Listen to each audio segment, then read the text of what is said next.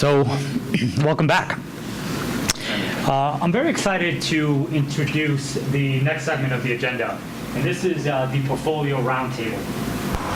As we were putting together the agenda this year, we wanted to spend a significant amount of time highlighting the real star of our investment team, and that is our philosophy and process.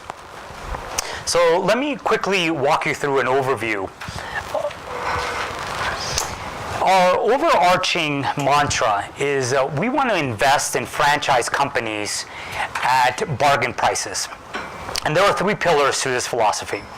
First, we want to focus on companies rather than countries. But let me be clear that does not mean that we do not focus on the macro or those factors that are impacting our company. We make those part of the analysis, but not the determining decision makers when it comes to making an investment.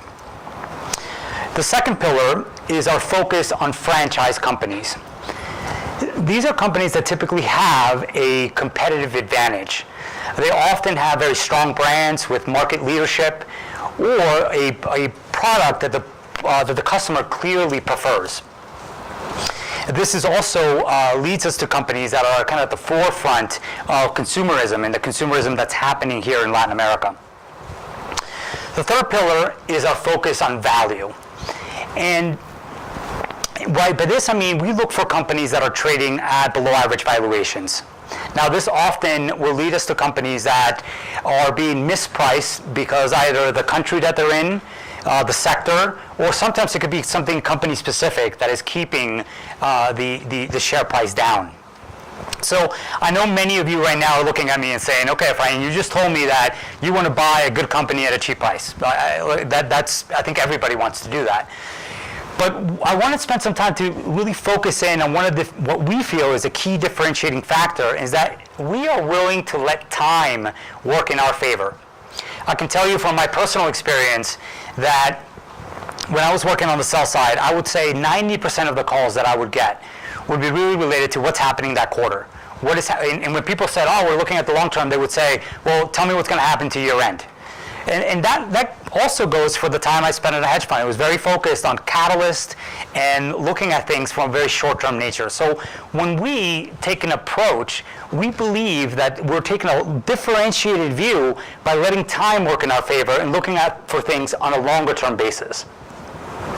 So how do we go about implementing this philosophy into a process? Our process begins with our constant screening for ideas. We use two screening methods. The first is a quantitative screen, which looks for companies that have simply underperformed and that have attractive valuation metrics. It could be PEs, free cash flow yields, attractive balance sheet metrics. But what we then do is overlay what we call a qualitative screen. And that qualitative screen is our combined almost more than 90 years of experience analyzing the same group of stocks, this universe of stocks that we have all analyzed, met with managements, walked through operations, and have experienced these products over many, many years. This combination allows us to very quickly have a clear view of when a company is underperformed, what does that franchise represent so that the flag is raised for then the analyst who covers that sector to take it to the next part of the process, which is the analysis portion. The analysis is led by a championing analyst who will take this company through what we call a valuation toolkit. And this toolkit includes multiple tools that, in the end, we want them to have a consistent signal of value. They should all point in the same direction in terms of the value that's being offered by this company at a particular time. Once the analyst has identified the opportunity, taken it through the valuation toolkit, they are now ready to move it into the decision-making part of the process. And this really begins with what's already been developed, which is our investment thesis. Why do I say that? Because it is incumbent upon the analyst to clearly be able to communicate to the rest of the investment team what are the factors that are keeping the stock down. Why is it that the market has taken a very negative view of this particular company? In addition, they need to outline what it is that we can build conviction around in taking on that negative consensus. So that is the formulation of our thesis and how we need to communicate to the rest of the group in the opportunity that's available. This all culminates into an investment meeting. And this investment meeting happens on a weekly basis. Now, sometimes there's an opportunity to be pitched. There's also updates in terms of the opportunities that are being worked through so that we can give constant feedback to the analyst as we are working with them to get the best ideas into the portfolio. We also assign someone called a devil's advocate. And that devil's advocate, their role is to not only go through the detail of the analysis, check the assumptions, but also to provide a different perspective, the opposing view on why we should not invest into this company. This meeting is, I can tell you, very lively. We have a group of investment professionals with a lot of experience, and we all have very strong opinions in the way that we want to communicate them. So, what we want is different perspectives. And when I say that perspective is because we want Fernando as having the experience of 27 years looking at this investment universe as the really architect of this investment process, to be able to provide a different perspective than for me, who I'm working with the investment team on a day-to-day basis and getting involved in all the ideas that are being currently generated and we're working through. In addition, we want the other analysts who may be covering adjacent sectors or maybe customers or suppliers to provide their perspective. And we also have the devil's advocate to provide yet another perspective.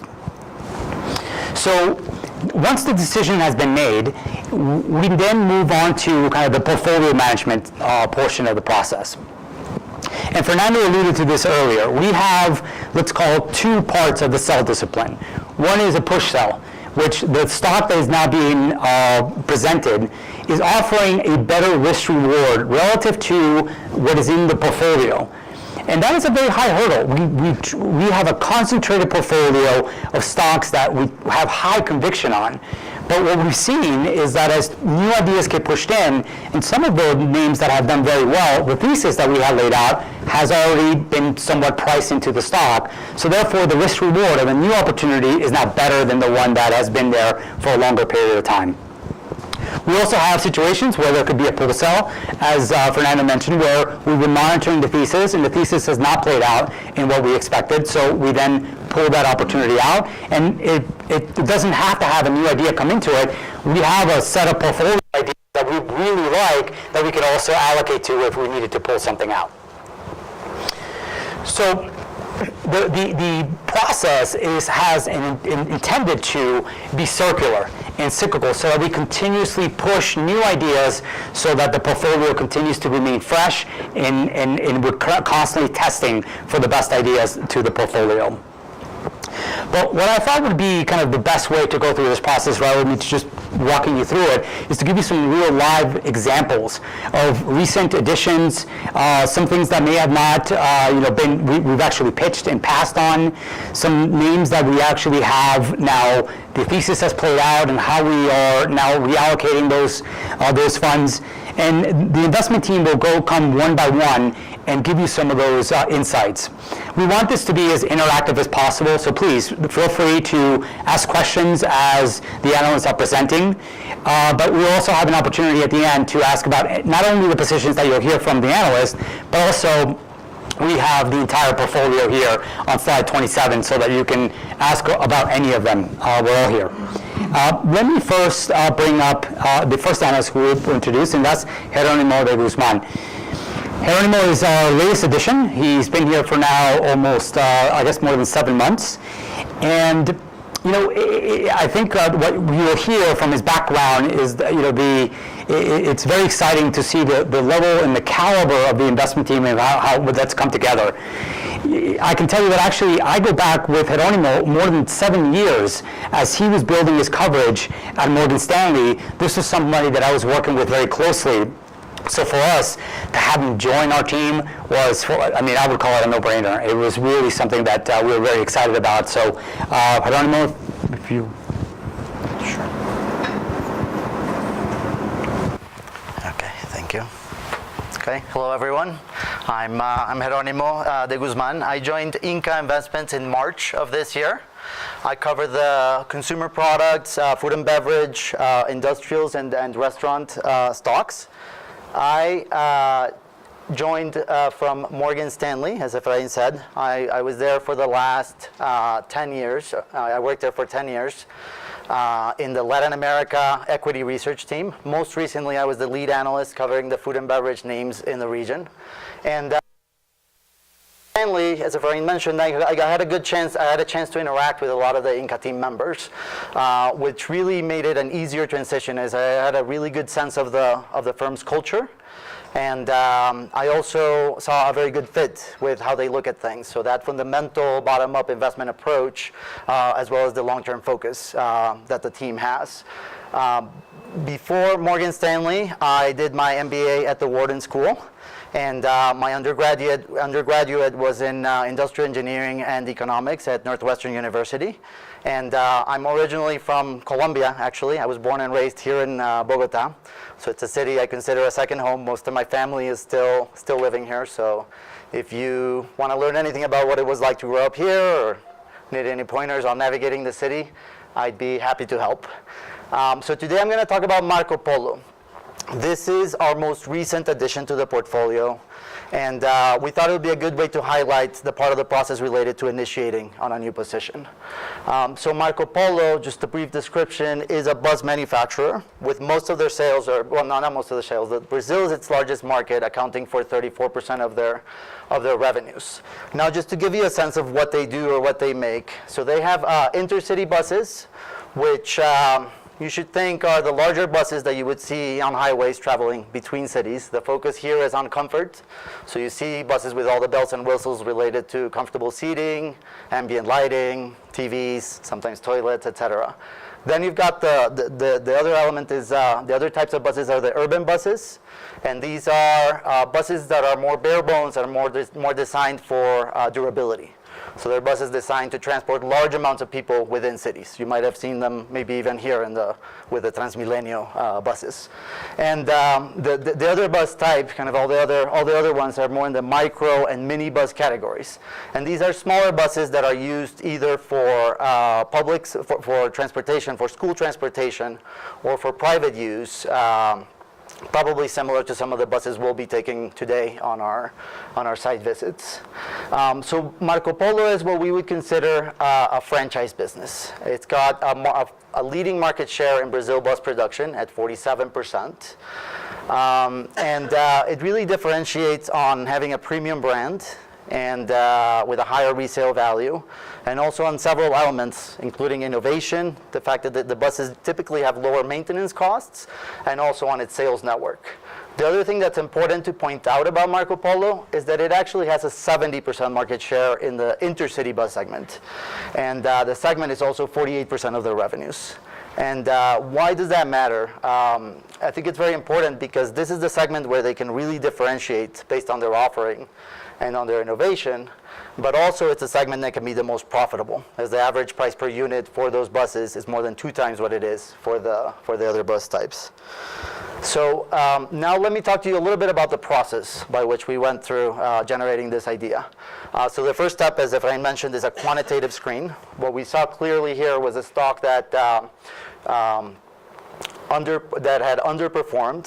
It had declined 55% over the last 5 years in US dollars, which is more than 2 times the decline in the Brazilian stock index of 22% over the same period.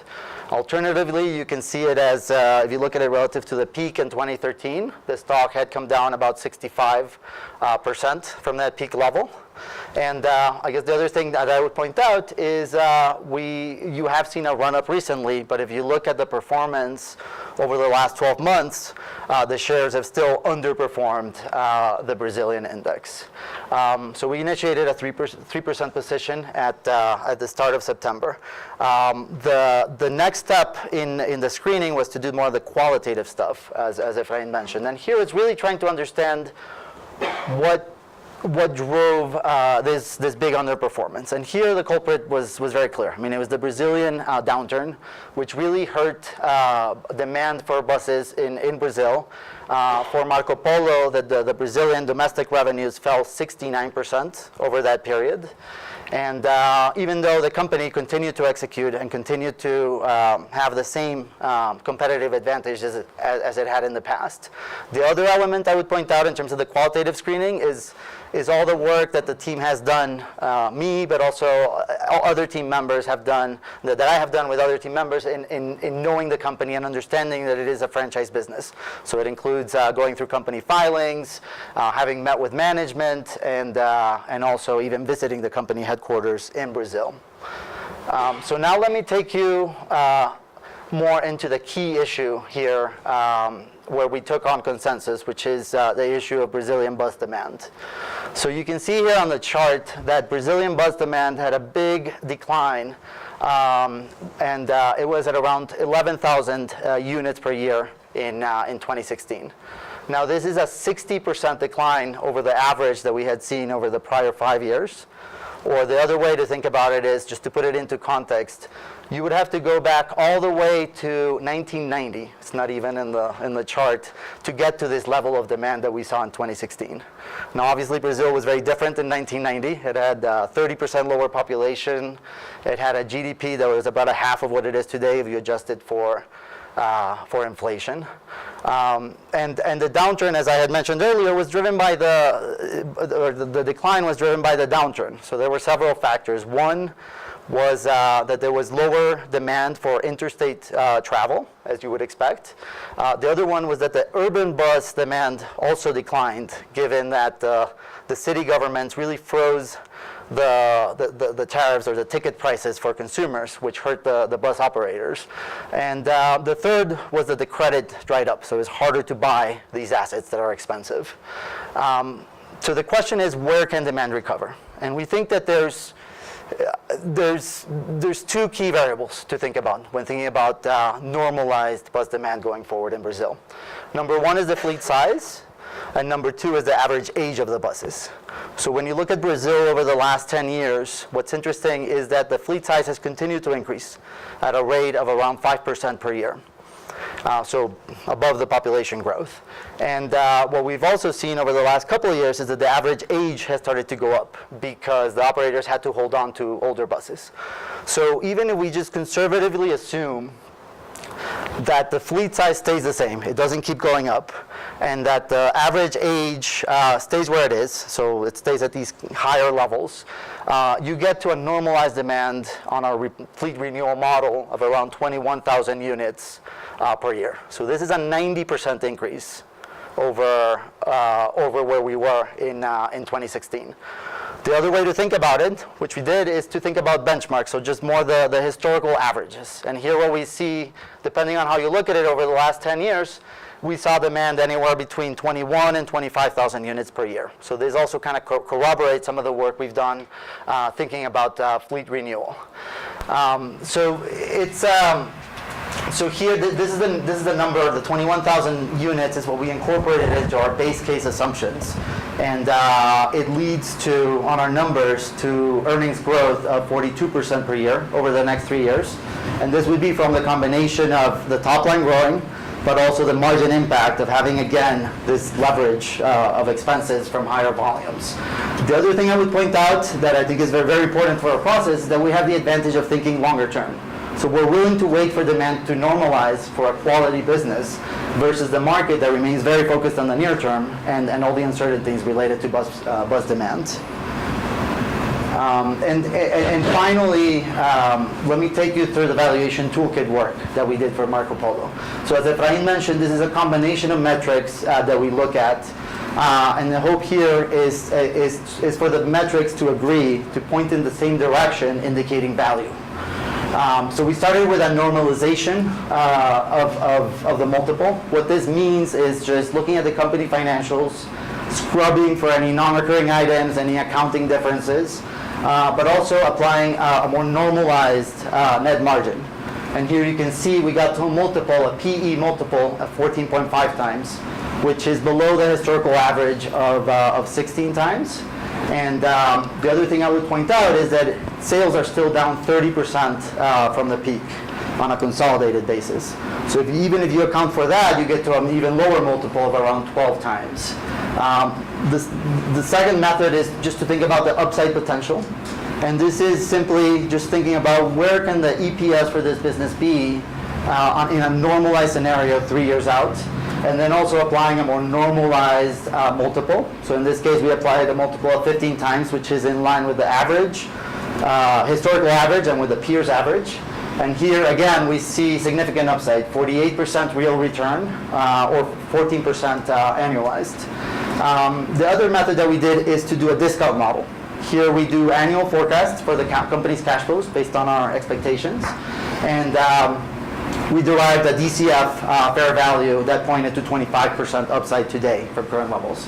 And finally, we compared it to peers. So you got what we saw here is we compared Marcopolo to peers, both bus producers as well as other industrials, both in the region and outside the region. And what we saw is that if you look at the company's price to earnings adjusted for how much growth there can be in the future, so a PEG ratio, the stock was also at a significant discount of 50% versus the peers. So just putting it all together, we see a quality business that has fallen out of favor because of the macro, because of this downturn in demand.